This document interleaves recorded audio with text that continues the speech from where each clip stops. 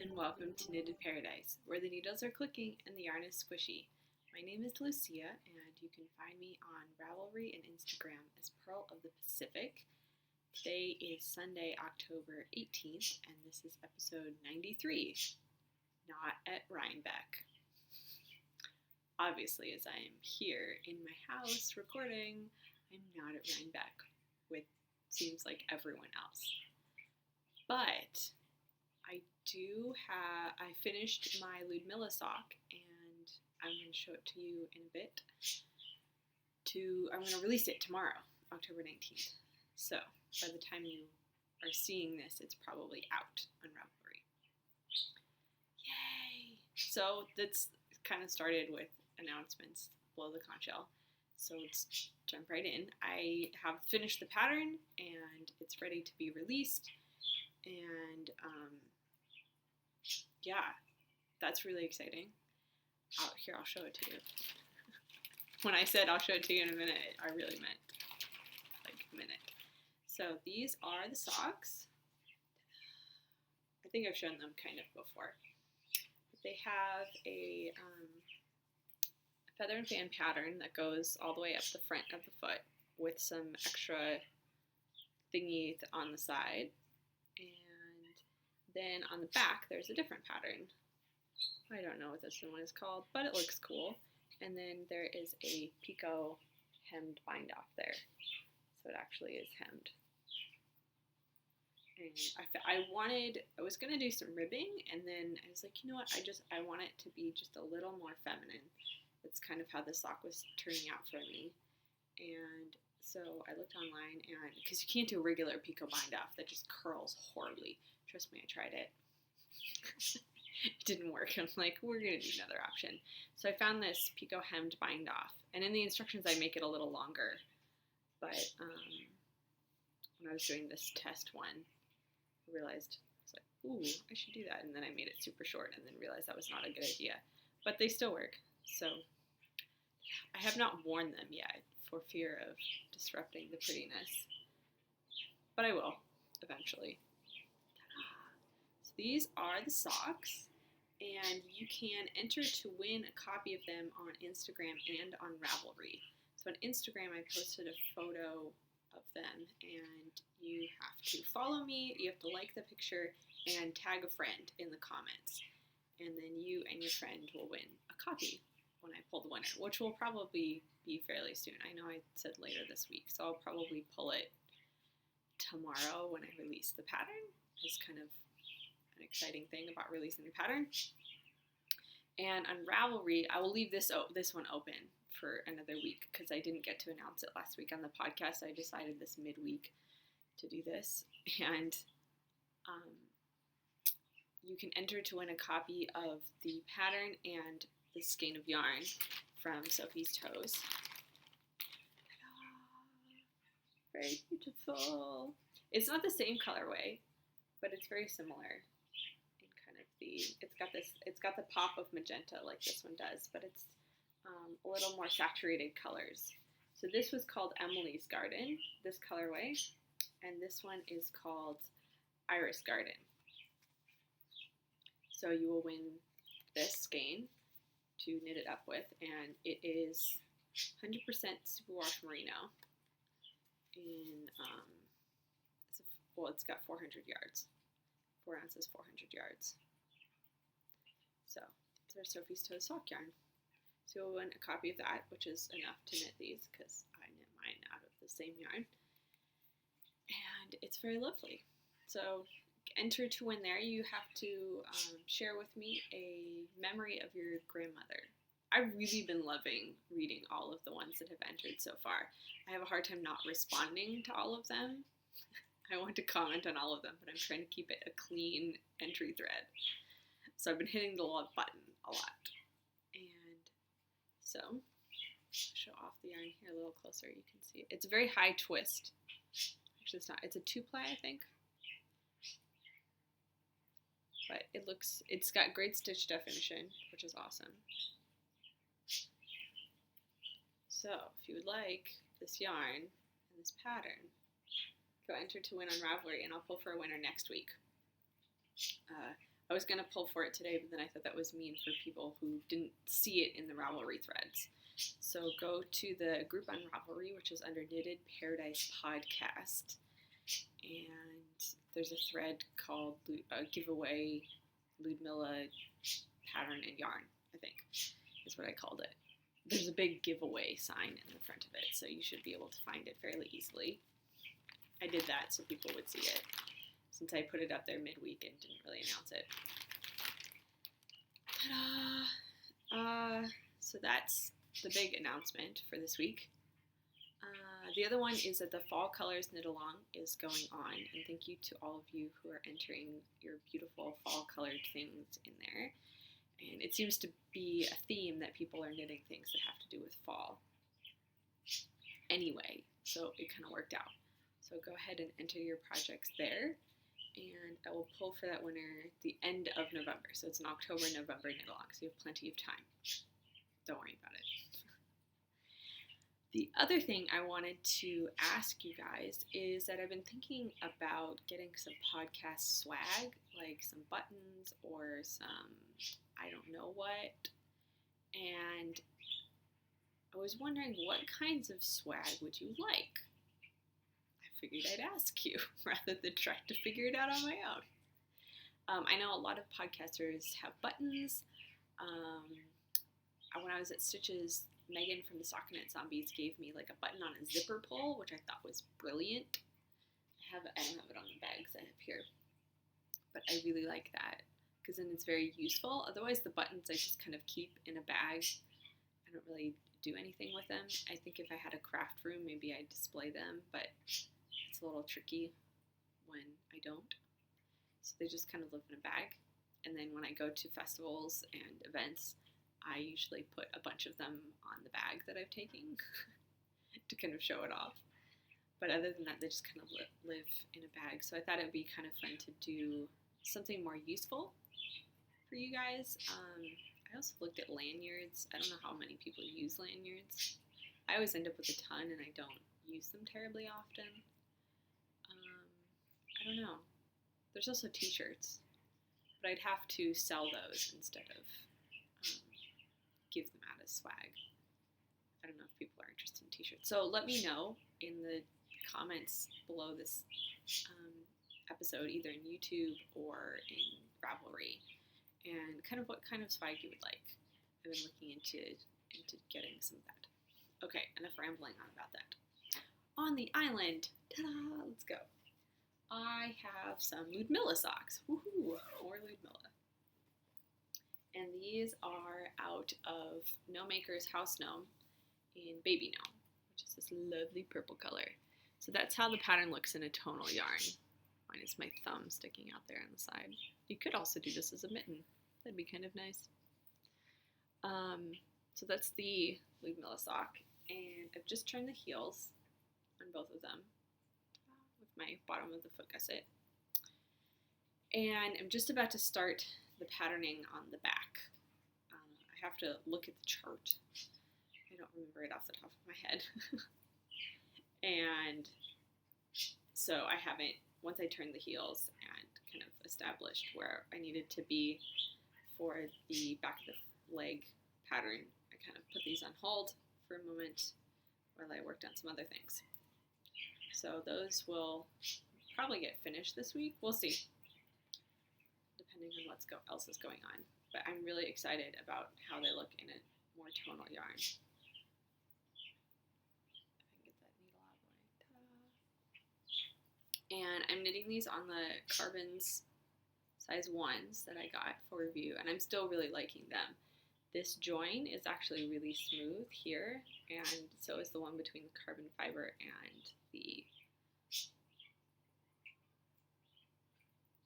metal of some sort. I'm not entirely sure what that is, but I'm really liking them. They're nice and they're pointy enough for me, which is good.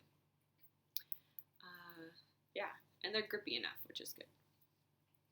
So I'll let you know my full thoughts on them once I've knit a couple projects with them, but I'm still really enjoying those. Let's see what else I have.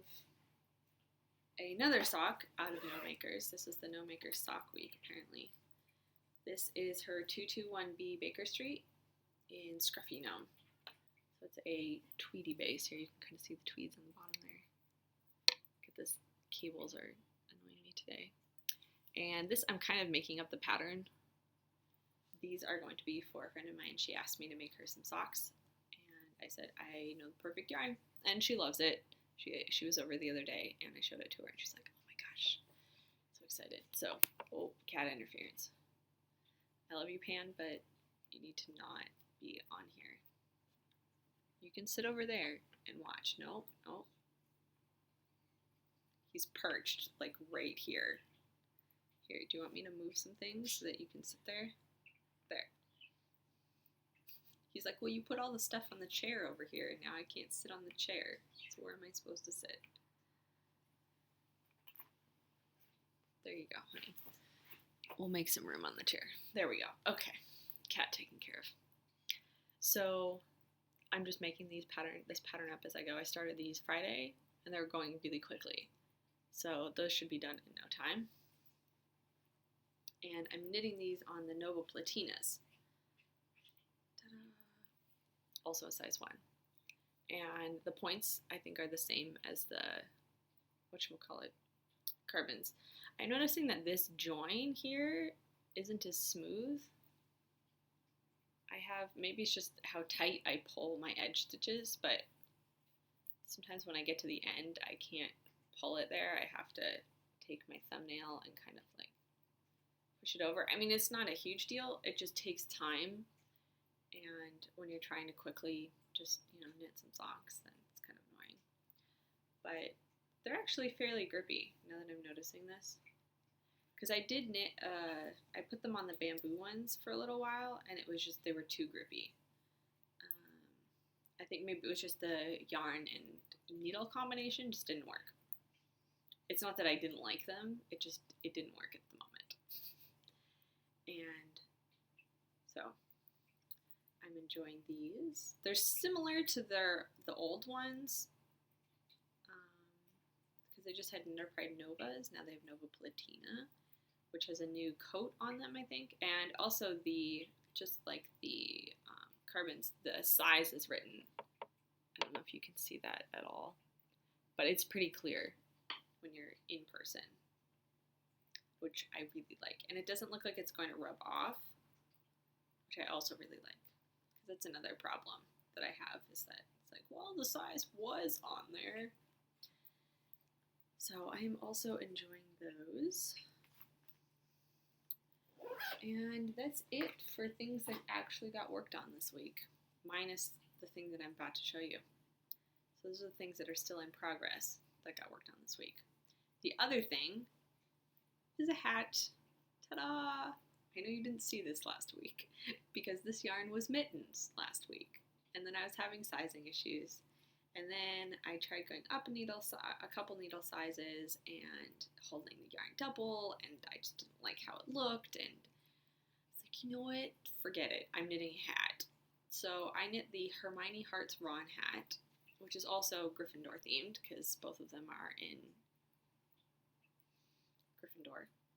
And I held the yarn double, which kind of looks like hand spun in a weird sort of way. I mean, it doesn't actually look like hand spun, but it gives that kind of feel. And I really like how it turned out. It's still a little wet. I washed it yesterday. I do have some yarn left over. So I'm going to make a pom-pom because I have to use all of the yarn. The minimum was 200 for this is for the Harry Potter knit along. With the O-loops. And, oh, I forgot to mention, this is O-loops 2-ply high twist sock in the Chosen one. And which is a reference to Harry, so I guess this could be the Gryffindor theme as well. But anyway, I've had this hat in my queue for a really long time. I didn't know I was going to knit it in a variegated held double, but I kind of like it. It was funny because I went and looked at the pattern and realized it was designed in the exact same yarn as the mittens, or the mitts that I was knitting, and which was great because then I had the mitts half knit, and so I just measured my gauge and went from there. It was perfect. I didn't have to knit a gauge swatch. So I finished the hat. I think it fits. Let's see. I tried it on before blocking it. Oh yeah. Oh, it did stretch out. Oh, that's nice. It was kind of short beforehand, but it actually, I tried to pull it lengthwise so that it would come down more, and it's come down quite a bit. Actually, I can probably wear it a little slouchy. I won't because that'll look ridiculous, but anyway. Now that I've got hat hair all over the place. So anyway, the minimum was 200 yards, and the skein is 400 yards, and I held it double, which means I have to use every single bit. Because when you hold it double, you have to knit with twice the equivalent of yarn, because it's like knitting 200 yards. So I thought, you know what, I'll make a pom-pom, and that'll solve my problem. So I'm going to use whatever's left on here, and then if I want more, I think I have something that's similar in my stash that I can mix in, and that won't be a problem. So yes, that will be actually finished next week. It's still wet, but I'm enjoying it, and I think it blocked out nicely. I hadn't tried it on because it was super wet, but it's just damp now. It's now making my lap a little damp, so I'm going to put this back over here. So I'm really happy with that. I am glad to be done with that project. It was kind of weighing over me. The mitts were a bit fiddly. I liked the pattern, and I will probably knit it eventually, but in a different yarn. And when I'm not so crunched for time, because also I was worried that I had to knit one mitt and then knit another mitt and then sew buttons on, and that just seemed like a lot of finishing work, where with a hat, you knit it, you weave in 2 ends, and you're done. And I'm going to make a pom-pom and then sew that on, which really takes 20 minutes, which is a lot less than sewing on a lot of buttons. So it's a lot less work, same effect. I still finished the knit along in time and time to spare and fit all the requirements, so that's good. All right, from the mainland, I got my first copy of 6 Bits, which I quickly browsed through this morning, and it's really long because it's an eMagazine, and I looked at it and I was like, oh my gosh, there's a lot of pages. And the first, not quite half of it, maybe it is about half of it, are pictures of the patterns, and they're beautiful. They're stunning photography. And I just, so I flipped through all the pictures, and then I went to look at the articles. I haven't read them yet. I was just on my phone, and I'm like, I am not reading things on my phone, way too small. The pictures will also be much nicer on my computer because it'll be bigger. Or maybe I'll put it on my tablet. We'll see. Anyway, I really like it. I'm really excited to read all the articles.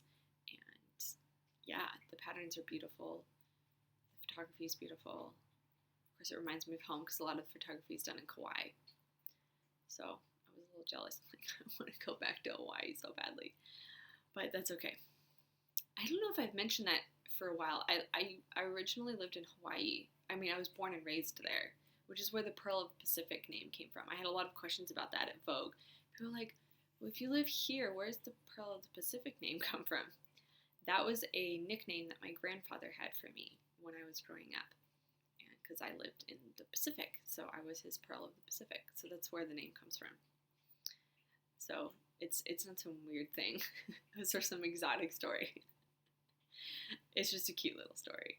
And so that's where the name comes from. And I grew up in Hawaii, and now I live in the Chicago area. So for those of you who are newer to the podcast, that's a little bit about me. I think that's it for knitting stuff. Yeah, they're getting really short. I gotta, do you guys have questions for me? There's a question thread in the Ravelry group that I don't think anyone's posted in for a really long time. Maybe I'll start sticking it to the top, because I don't think it's sticky to the top of the thread. Ask me some questions, guys. What do you want to know? What do you want me to talk about on the podcast? What are some things that I can talk about? I've been doing this for 2 years. I've kind of run out. Okay, not totally, but obviously because I'm still talking. But what are some things that you guys want to know that I can talk about? Alright, so the only other things I have to share are some Lego things that, one thing that we acquired this week, actually we acquired yesterday, and another one that I'm excited to, it's an old set, well not old, but I guess it's a year old, a couple years old, I don't remember. Anyway, we're going to build it again, because that's why we keep things, to build them again. And I got the, trying to figure out what order to do these in. But I got this book, The Life-Changing Magic of Tidying Up by Marie Kondo. And I'm, I guess, about halfway through it. Ta-da! So I guess this is a mini on your bookshelf section. If you watch the Bakery Bears. Ta-da! This is what's on my bookshelf. It's actually what's on my nightstand. I've been reading it at night. Kind of one section at a time. And if you haven't heard of this, I highly recommend it. It's a method for tidying your house. It's a method for going through your things and deciding what you really need to keep and what really needs to go. And so it's a method of kind of filtering your objects in your house to things that you really like. So she talks a lot about I'm trying to figure out how to summarize this, but she gives a method for going through your things and a sequence of going through your things. And so you go through your clothes first. So I downloaded this checklist to help me out. And first you go through your clothes, and she gives it's all these things from the list are in the book. This is just a convenient checklist that someone made. And so you go through things by category. So you start with your clothes, and then there's subcategories in here. And you pick up each item and you decide if it sparks joy. And if it does, you keep it. If it doesn't, out. So I had a really fun time going through my clothes the other night. And then yesterday I went through my books, and I think papers are next on the list. And I've been reading, and it's really funny because I was that kid who always had a clean room. I was always constantly going through my things and tidying them and organizing things. I mean, the Container Store is one of my favorite things, and IKEA, love IKEA. I mean, everyone loves IKEA, maybe because of Swedish meatballs, but I love organizing things. I love tidying. I love things that are clean and organized, and I don't ever remember my parents telling me to clean my room because it was always clean. I was just one of those people. I know I'm weird. And she talks about how to fold your shirts and then put them upright in your drawer. I totally did that. Without even reading the book. This is just a thing I do. I'm that weird, okay? Just in case, you wanted to know these things. And yeah, it's my roommate in college made fun of me. Her stuff was everywhere, and mine was always neat and in place and in drawers, sorted by category and folded my underwear and socks and things like that. And she just thought I was nuts. And I'm like, you know what? But I always know where my things are. I did. And even if my room got a little messy, I still knew where things were. So I've really been enjoying reading this book and going through things. I'm really excited. So I got rid of 2 of the large Lego bags. I mean, I could fit in these. I mean, large Lego bags worth of clothes and hats and some purses that I just don't use. I mean, I found them in the top of my closet, and I was like, wait, I have these? Didn't even realize it. So obviously I didn't miss them. So out they went. Ta-da! So today I'm headed to the Container Store. Oh no. It's a dangerous thing. And to get some drawers for some clothes to organize them better. Because during the summer I had my long sleeve shirts hidden kind of behind some other things. And I'm like, no, now I need them, and it doesn't, and things are getting weird. And so I'm gonna head to the Container Store to get some things, and I'm very, very excited. I get really excited about cleaning. Is that weird? It's totally weird, but I'm okay with it. It's a good kind of weird. Okay, moving on to some Lego. I also realized as I'm looking over here at the window, I carved a pumpkin last night. My husband and I went to a friend's house for a pumpkin carving party, which I hadn't done since I was a kid. It was really fun, also really stressful, because I'm not very creative and I was really afraid of like totally screwing it up. So I made something really simple, like really simple. I'll bring it over later and show you in a bit. But I was super lazy. I was like, how simple can I get and still be cool? That's pretty much what I went for. I realized growing up, the only pumpkin face I ever carved was like the same face. I think I had like triangle eyes and like triangle nose and then this mouth with like these square, jagged, alternating teeth that I think that's the only one I ever carved. And I don't remember carving pumpkins that often growing up. So we never got super crazy about it. We didn't live in a neighborhood where there was a lot of trick-or-treaters. I mean, by not a lot, I mean, we may get one. If we would two, it was like, whoa, that's a lot of trick-or-treaters. So we didn't decorate our house or anything like that. So, to make up for that, I'm going to build a haunted house. Yeah, that's right. So this is the Lego set that we're going to build this week. And I'm really excited. I had to dig it out of storage yesterday. It was in a box in our storage unit with like the Christmas stuff. It's like our holiday box. And luckily we had it labeled. I was sitting there digging through bags and I'm like, bag 1 of 2, all right, or 1 and 2, all right, we're good. And then I realized that there's probably more bags because this is kind of a big house. So there's 5 bags. Luckily I was able to find them all. So that's going to get built this week. And the other thing we got yesterday, are you ready for this cuteness? Wally! Isn't he adorable? So Wally is finally out. They had some delays and then they pulled it off the shelves for a little bit and then they just decided to release it. There's some issues with his neck being a little floppy. But you can, if you contact Lego, they will give you the pieces that you need to stabilize it. So I'm really excited that we were finally able to get this. And it's got some pictures on the side from the movie.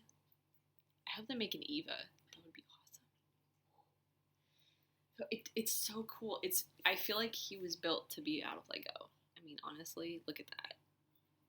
It's really like he was built to be made out of Lego. So I'm really excited to put that together this week. Yay! So that's it. Oh, I have the pumpkin. I'll go get my pumpkin. Be ready for the awesomeness. It's really not that cool, but I can pretend, right?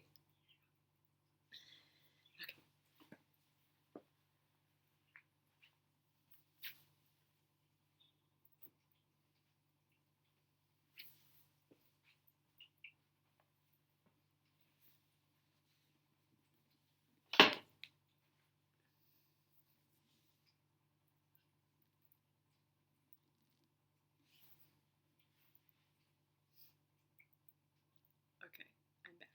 Are you ready?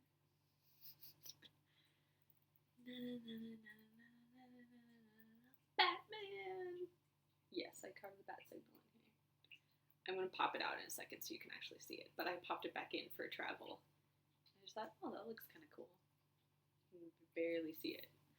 So here, let me pop it out and then you can actually see it.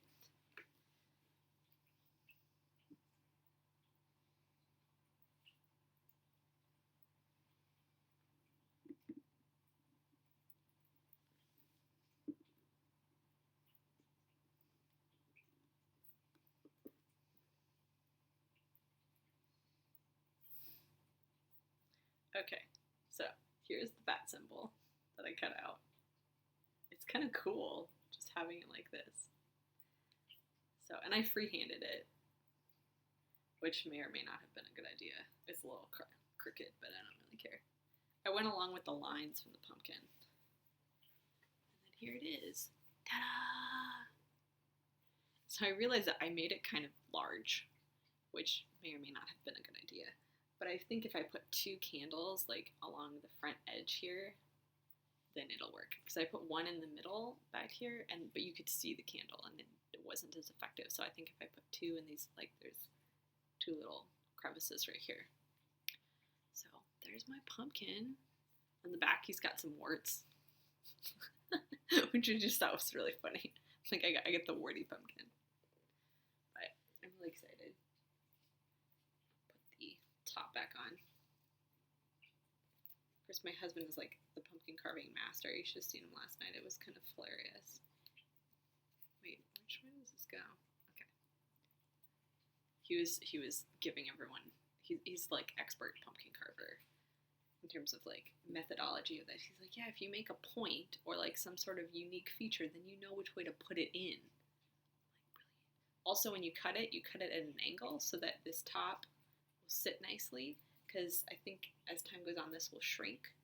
And then if you had cut it straight, then it will just fall in, which is not what you want. What other kind of expert pumpkin carving skills?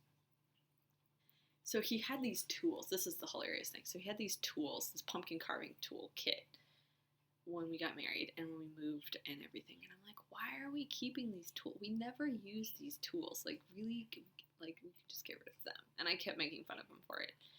And of course, they were terribly, terribly useful last night. And it's a whole set of knives and like a scooper with a serrated edge, which is the key. The key, my friends, that serrated edge is brilliant for all the stringies that are everywhere that you can't get off. Yeah, serrated edge was brilliant. So, and for all the detail, those tiny little knives, and they were terribly useful last night. So he's like, now you're going to stop making fun of me? I'm like, well, now we're actually using them. It's okay to keep them. But if we're not using them, we need to get rid of them. So this is my pumpkin. Ta-da! We're going to put it in the front window because we don't have a porch or anything. So we're going to put it in the front window and put some candles in it as a Halloween decoration. So, yay! All right, well, I hope you all have a good week. Oh, I should tell you what I'm wearing. This is the Tea Leaves cardigan out of Sun Valley Fibers in, I forget what, but ta-da! And I put buttons all the way down. You can't see that. And I also did some waist shaping, but that's the only modifications I did. It's got a nice, whatchamacallit, garter stitch cuff and the bottom, and some nice ruching here, I guess. I don't know what you call that. Anyway, I really like it. It's really warm and cozy because it's a little chilly here lately. But, it's fall, so I'm not going to complain. I get to wear all my winter woolies. Yeah! Okay, have a great week. For those of you who are at Rhinebeck, I hope you're having a fabulous time. I know you're having a fabulous time. How could you not have a fabulous time? And I've been looking at lots of pictures on Instagram, which has been fun. So keep the pictures coming. One day, one year, I will get there. It's a lot for a trip to go to a knitting thing. I think you'd have to go for something else. So we'll see. Anyway, enjoy Rhinebeck. And if you're not there, enjoy your week. You can watch this instead and make yourself feel better. Right? I carved a pumpkin. That made me feel better. I was the first one done, mainly because mine is so simple. Okay, I will let you all go. Have a great week, and I'll see you next week. Bye!